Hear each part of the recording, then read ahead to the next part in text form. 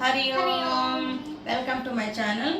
ఈరోజు మన ఛానల్లో భక్తి యోగంలో 12th చాప్టర్ భక్తి యోగంలో 6వ శ్లోకం నేర్పిస్తున్నాను నివృత్తికి.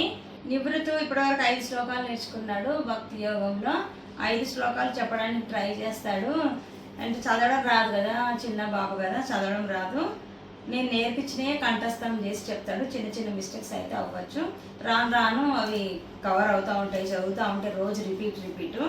మనం పిల్లలకు చిన్నప్పుడే ఇలా మొక్కై వంగందే మానే వంగుతుందా అంటారు కదా. మనం చిన్నప్పుడే వీళ్ళని ఇలా మోల్డ్ చేసామనుకో, వాళ్ళే ఇంకా అడుగుతారు, రేపు ఈరోజు నేను ఇంకో శ్లోకం నేర్చుకుంటానని అడుగుతారు.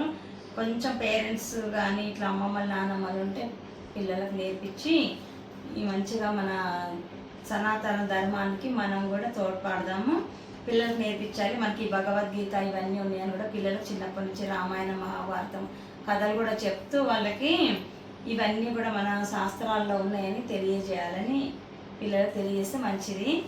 నా ఉద్దేశం అట్లా అనమాట. అందుకని నేను మా మనవడికి చిన్నప్పటి నుంచి నేర్పిస్తూనే ఉన్నాను.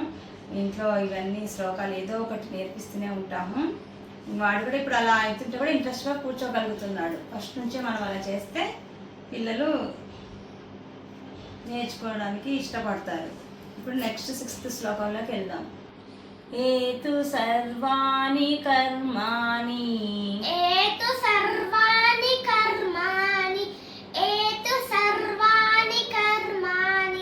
మయి సన్యస్య మత్పరాః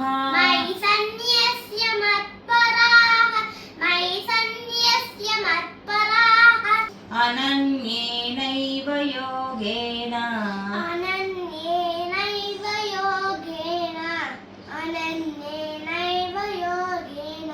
మాం ధ్యాయంత ఉపాసతే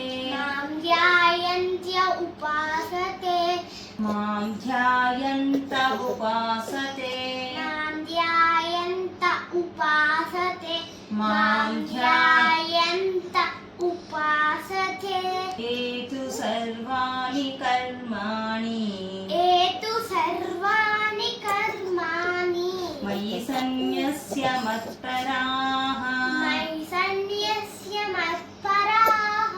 అనన్యేనైవ యోగేన మాం ధ్యాయంత ఉపాసతే. Very good. చెప్తావా? ట్రై చేస్తావా? ఏతు సర్వాణి కర్మాణి మయి సన్యస్య మత్పరాః అనన్యేనైవ యోగేన మాం ధ్యాయంత ఉపాసతే. గుడ్. Very good. ఫస్ట్ నుంచి చెప్తావా మరి?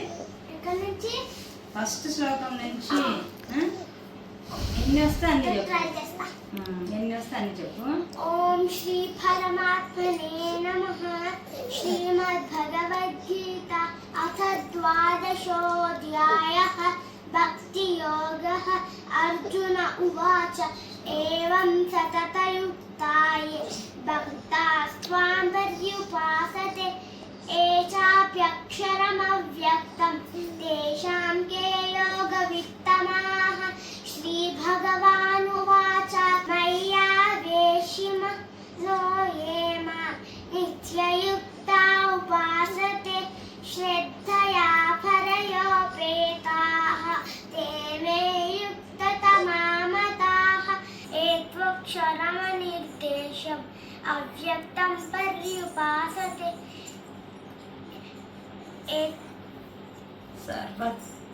సర్వత్ర గమచింత్యం చ కూటస్థమచలం ధ్రువం సంనియమ్యేంద్రియగ్రామం సర్వత్ర సమబుద్ధయః తే ప్రాప్నువంతి మామేవ సర్వభూతహితే రతాః.